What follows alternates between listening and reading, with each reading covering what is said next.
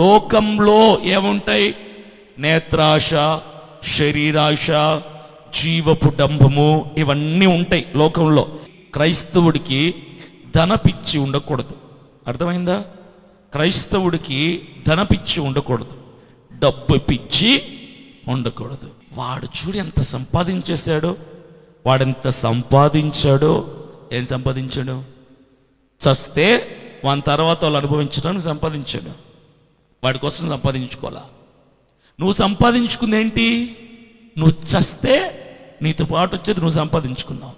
వాడు సంపాదించుకుంది ఏంటి?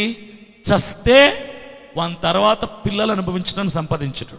వాడికి ధనం ఎక్కువ ఉంది, వాడికి ఎంత ఆశీర్వాదం ఉంది, వాడు కారు కొన్నాడు చూడు, వాడి వ్యాపారం ఎంత అభివృద్ధి చెందుతుంది చూడు, వాడికి చూడు మంచి టీవీ ఉంది, వాడి ఇల్లు ఎంత బాగా కొనేశాడు, అరే అప్పుడు ఇల్లు కొనేశాడా అని వాళ్ళని చూసి నోరెళ్ళబెట్టకూడదు. ఎందుకో తెలుసా? వాడు ఏది సంపాదించినా 70 ఏళ్ళకు వాడు అన్నీ వదిలేసి వెళ్ళిపోతాడు. పాకెట్లో పెట్టుకుని తీసుకెళ్ళిపోతాడా? తీసుకెళ్ళడు కదా. వాడు సంపాదించింది వాడి కోసం కాదు, వాని వెనకాల ఉన్న జనం కోసం సంపాదించు. వాడు గొప్పవాడు, నువ్వు గొప్పవాడువా? క్రైస్తవుడు ఎప్పుడు కూడా ధనపిచ్చి కలిగి ఉండకూడదు. ఏముండాలి? ప్రభువా, ఈరోజు కట్టుకోవడానికి బట్ట ఇచ్చావు, తినటానికి తిండినిచ్చావు, ఉండటానికి ఏదో చిన్న నీడనిచ్చావు, బ్రతకటానికి ఆరోగ్యాన్ని, ఆయువునిచ్చావు.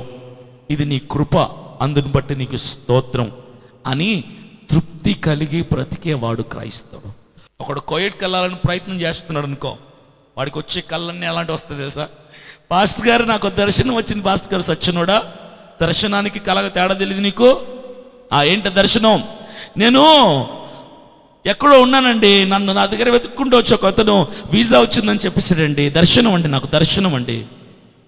దర్శనం అది కళ. అది ఆ కళ కూడా ఎవరిచ్చాడు? దేవుడి వల్ల. పొద్దున్న లేచిన దగ్గర నుంచి ఆ బతుకే బతుకుతున్నావు కాబట్టి ఆ కళే వచ్చింది నీకు. ప్రేమలో ఉన్నవాడికి బాత్రూంలో ఉన్నా, పడకలో ఉన్నా, నిద్రలో ఉన్నా, ఎక్కడున్నా ఆ పిల్లే కనిపిస్తూ ఉంటుంది వాడికి. ఎందుకు? ఆ పిల్ల గురించే ఆలోచిస్తాడు కాబట్టి. అమెరికాకి వెళ్ళాలనుకునేవాడు దేని గురించి ఆలోచిస్తాడు? అమెరికా గురించి ఆలోచిస్తాడు.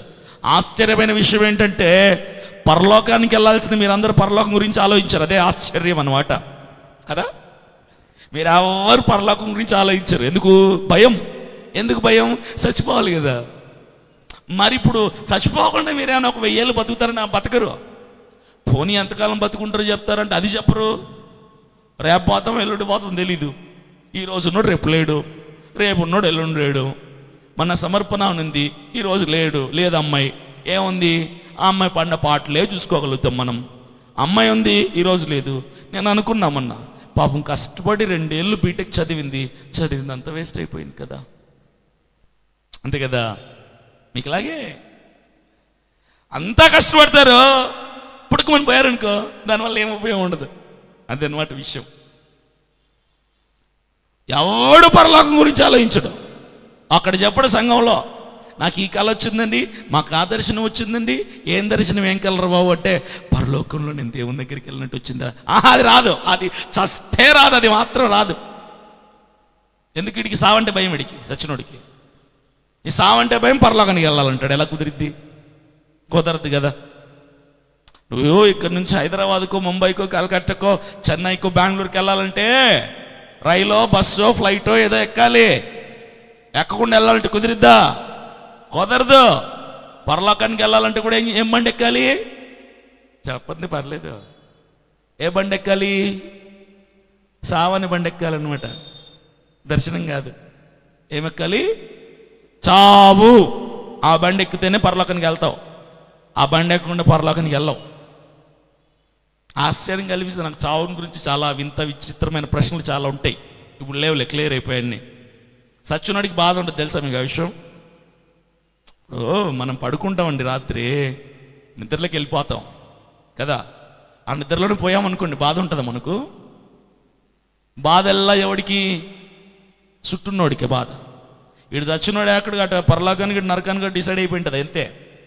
ఇది చచ్చినోడికి ఏం బాధకి ఇచ్చినా బాధ ఉండరు, పోసినా బాధ ఉంటారు, గమ్మున ఉంటాడు సైలెంట్కి. ఇలాగా చచ్చినోడికి ఏ బాధ ఉండదు, అసలు చచ్చేది కూడా తెలియదు వాడికి. సస్తేనే బాగుంటుంది అనిపిస్తుంది ఒకసారి. ఈ ప్రెషర్స్, ఈ ఒత్తిళ్ళు, ఈ డిస్టర్బెన్స్లు, ఈ కన్ఫ్యూజన్స్, ఈ డబ్బు సంపాదించాలి, ఆ పోటీ ప్రపంచంలో అంత సంపాదించాలి, ఇంత సంపాదించాలి, అది ఇది చేసి ఇన్ని ప్రయాసాలు పడి పడుకుంటే సరిగ్గా నిద్ర పట్టట్లేదు మనుషులకి. టెన్షన్స్ ఎక్కువైపోయి దీనికంటే చచ్చిపోతే ప్రశాంతం కదా. చచ్చినోడికి ఏ బాధ ఉండదు. ఎవరికి బాధ అంతా? చుట్టూన్న వాళ్ళకే బాధ, అంతా చుట్టూన్న వాళ్ళకే. ఏడుస్తారు వాడి గురించి. వాడేమో నిమ్మలంగా రెస్ట్ తీసుకుంటూ ఉంటాడు పోయినాడు.